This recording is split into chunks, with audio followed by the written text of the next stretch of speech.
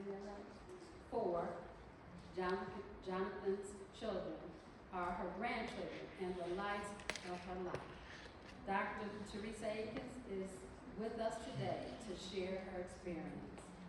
Please welcome her to the podium.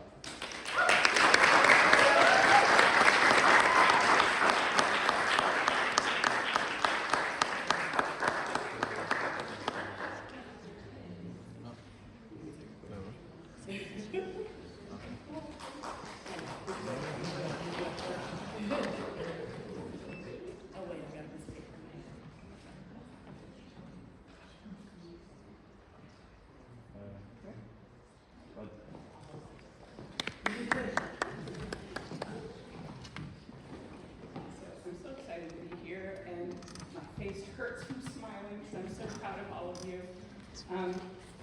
Thanks for having me and allowing me to celebrate this end of the school year, and especially celebrating these honors college graduates. Yes, you all earn good grades, but your transcripts aren't the most impressive part about you. Your accomplishments are so great, and you just impress me every day. I'm so proud of each and every one of you, and I hope you know how proud I am of you just when you see me every day. I was asked to share about honors projects and the honors projects experiences we've had. Thanks to all of you for entrusting me with your honors project experience and letting me help with your endeavors, and I learned right along with you. For the 2024-2025 academic year, the students and I worked on 17 independent in-course honors projects. I met with each of these students bi-weekly to develop a project of their choice. Most students decided to produce a presentation for their classmates and author a paper summarizing their project and topic. In addition to their projects and presentations, another student is a now famous podcaster. She carried her fall project into spring semester, and her first podcast concerned the connection between sports and mental health. The next podcast explored the connection between student orgs and mental health. We had another student that created a model of the brain to demonstrate the function of the amygdala. And another student, who's already been mentioned, not a psychology major, but labored over her paper and presentation, produced a master's level project, just truly impressive. It was about bipolar disorder. Her name is Olivia Jackson. She's a graduating senior, never took a psychology course before. She's on track for law school. Through our meetings, we discovered we were kindred spirits. She created Mental Health Matters bulletin board with me and for the psychology department. And I think I may have convinced her to check out forensic psychology on her way to her Juris Doctorate. So at the end of the day, I have new research and I have material to add to classroom instruction, and I've asked for permission to use a few of the presentations for future courses. The students produced projects that were personally relevant and interesting for them and for their classmates. But we also completed 24 projects in the honors course section for Introduction to Psychology this spring. All students worked to isolate a topic, find a peer-reviewed journal article that represented experimental or correlational research in the realm that they identified for psychology, and proceeded to analyze their article. Each student produced a term paper formatted in APA style, which they pretty much hated. And students, they are truly not fans of APA. They created a presentation for their peers as well. As part of their homework assignments, they turned in outlines, rough drafts of their presentations. And not only did the students learn to identify appropriate scholarly research, but they learned how to understand the purpose of research, interpret the results, and apply the findings. Trust me, they knew these research articles inside out, upside down, and backwards. And I bet if you asked them now, they could recite each article by heart. But outside of articles, can I take a minute or two to talk about these graduating seniors? These graduating seniors are so impressive, and I was blessed to meet them 4 years ago. And I wrote 3 when I wrote the speech, and I realized I've been here 4 years with these guys. And that's why I'm so passionate about every one of them and love them so much. I've been inspired ever since I've met each one of them, And for example, Jeremy Jackson and Camille Austin, two brilliant students who were admitted to the Honors College when it was first established and continue to serve as shining examples of Marauder Gold. Ibrahim Ajarju, you've heard many times, and I had a paragraph written about how wonderful he is, figuratively and literally the big man on campus, and truly the epitome of humility. It took a lot for him to come up here and read that and talk to you about all about himself. He doesn't do that lightly. Shantane Bray, a scholar from the Bahamas who I had the pleasure of getting to know better as she served as president of Golden Key. She won a scholarship from Golden Key International Honor Society as well. She's a stellar researcher, peer-reviewed author, had developed curriculum for her agriculture courses by her junior year.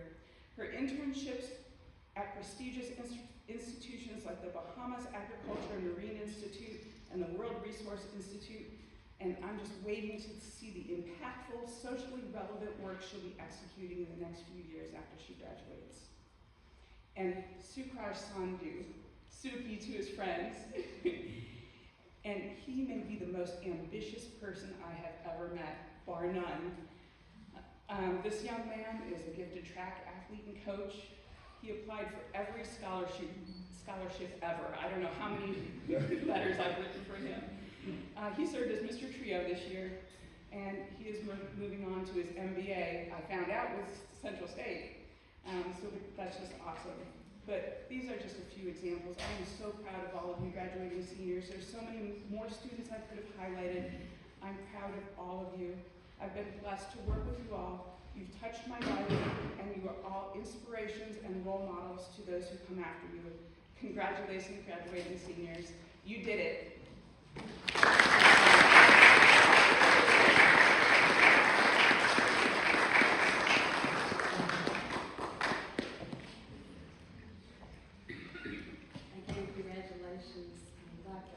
I didn't expect her to get through that without being a box. But our scholars are more prepared because of outstanding faculty like Dr. Akins and all of you in this room who supervise the in-course, I think I just saw something.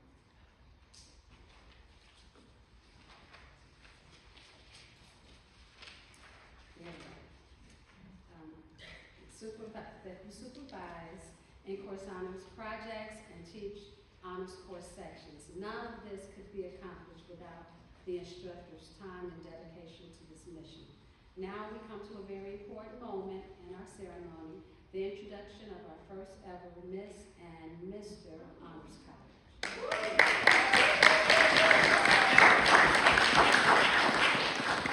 This year we launched a new tradition to give our Honors College a visible presence at university events, community programs, and student activities. Miss and Mr. Honors College will serve as official representatives, hoping to showcase the excellence, leadership, and service that our honor students bring to the campus and beyond. They will stand as ambassadors, not only attending events, but helping to advocate for student voices, promote academic pride, and build connections across the university community. It's a historic step forward for our Honors College, and I am proud to introduce to you our very first title holders who will carry this mantle with grace, purpose, and Marauder spirit. Please join me in welcoming and celebrating our Mr. and Miss Honors College, Mr. Mackie Moxley.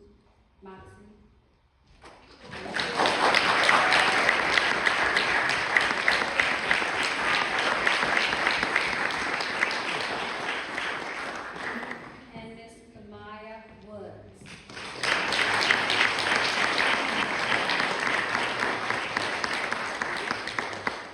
Mr. Moxley is a sophomore computer science major, and Miss Woods is a rising junior biology major with a minor in forensic science. Again, let's give him up.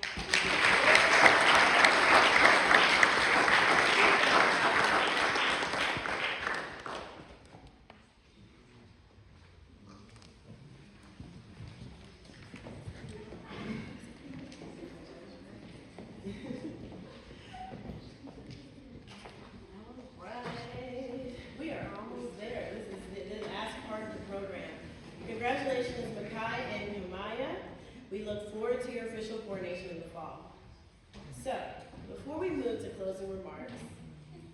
time to mix and mingle. I just want to mention a couple of things that we have for you. The Honors College Bingo is a fun way to encourage students to stay active, engaged, and on track. And we're excited to celebrate those who completed their cards this year. So just a reminder to everyone, bingo cards were found on D2L. Students had to fill out the card completely with activities that they did in the Honors College, like attending Honors Student Association events, updating their LinkedIn regularly, participating in orientation, coming to mandatory meetings, and more. So there's 2 cards, one for graduating seniors and one for our continuing students. So no matter where you are in your journey, you can jump in. So if you haven't started yet, it's not too late. You can print your card and get started today. So we didn't have any winners this year, but we will next year, right? We also ask that everyone complete the end of semester surveys. Again, the QR codes are in the back. One is for graduating seniors and one's for our continuing students. Your feedback helps us grow, improve, and continue to serve you better. All right, we have a very special closing remarks. Our provost was able to make it, so Provost Amy Hobbs is going to give some closing remarks.